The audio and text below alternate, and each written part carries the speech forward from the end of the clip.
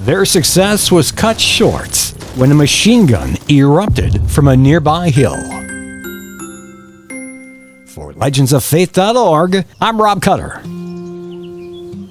Al was born in rural Tennessee, where his parents farmed, and his dad also worked as a blacksmith to make ends meet. Throughout his youth, he became a master woodsman and champion marksman. Those skills came in handy when his dad died, and he had to help put food on the table for his 10 younger siblings and mother. Despite being a regular churchgoer, Al drank heavily, hung out with the wrong crowd, and was prone to fistfights at the local pub. When his best friend was killed in a bar fight, Al had an awakening. His conversion led him to improve his life and become even more devoted to the church and press in reading his Bible. During World War I, Al was drafted in the Army. He initially claimed conscientious objector status on the grounds that his religious denomination forbade violence, but his request was denied. Eventually, he came around to a reading of the Bible that justified his participation in the war. As the war was intensifying, Al was part of a company of 18 Americans caught behind enemy lines. He and his companions captured a German hideout.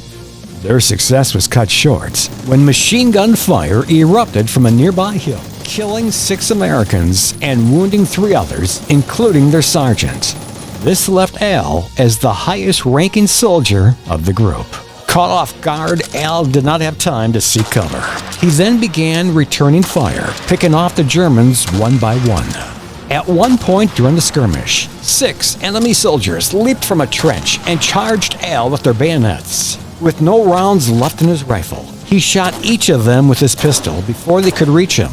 Within minutes, the American corporal had killed more than 25 Germans. Thinking they were outnumbered, the remainder of the German soldiers surrendered.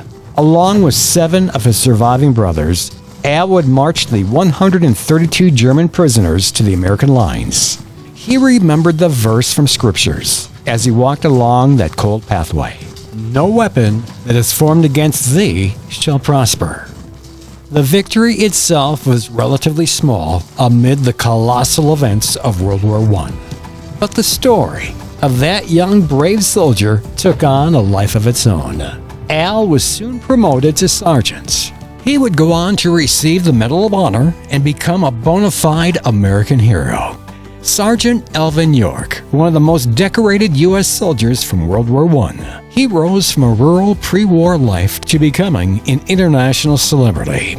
After the war, Alvin rarely spoke of his battlefield experience, preferring rather to promote both parochial and vocational education in rural Tennessee. For more stories like this and for ways to donate, visit us at legendsoffaith.org.